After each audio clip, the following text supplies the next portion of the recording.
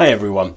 I'm previewing the week ahead in markets where the focus this week is on Bitcoin, which is absolutely flying. If it continues at the current pace, Bitcoin will be at a record high in days. So I'll discuss what's going on and what's different from the last time the price reached this high in 2017. I will also run down this week's economic calendar, which includes November PMIs and FOMC minutes.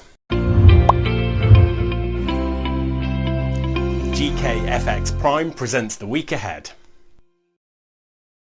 So there are a lot of mad stories about Bitcoin, but the one that stands out in my mind is that of my fellow British countryman James Howells. James accidentally threw away an old hard drive containing the keys to access his Bitcoins when he was moving house. As the price of Bitcoin grew in value in 2017, James realised he'd thrown away something worth millions. He even offered his local government £7 million to dig up the landfill site where the hard drive would have been dumped, but they refused for environmental reasons. Poor James.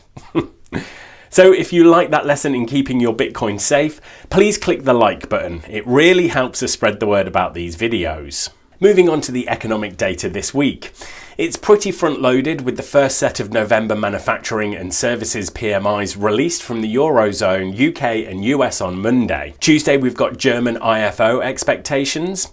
Wednesday there is US durable goods and the release of FOMC minute meetings. On Thursday it's Thanksgiving holiday in America, so stock exchanges will be closed.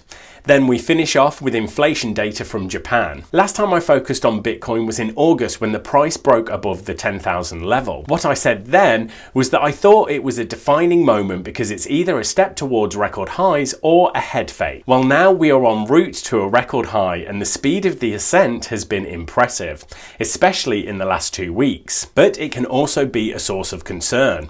If you are buying into Bitcoin now, you have to understand that you are in a momentum trade.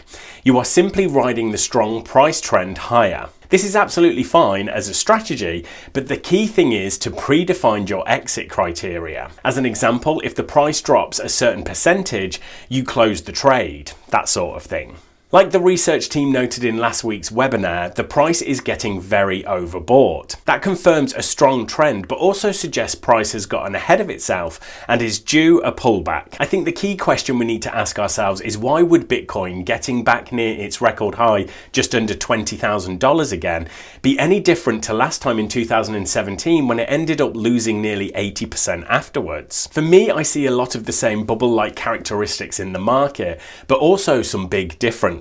Two big payment companies, Square and PayPal, have stepped up their involvement in Bitcoin, making it much more accessible to the general public. This is furthering the notion of mainstream adoption of Bitcoin as a currency and not something that is just for speculation. Also, some big investors have been coming round to the idea of Bitcoin as a store of value and a hedge against a falling US dollar. Adoption by big investors puts Bitcoin on the path to being a major asset class alongside stocks, bonds and the like, and could ultimately result in everyday investors having it in their portfolio. Right, thanks everyone, good luck trading and make sure to subscribe to our channel so you don't miss the next video.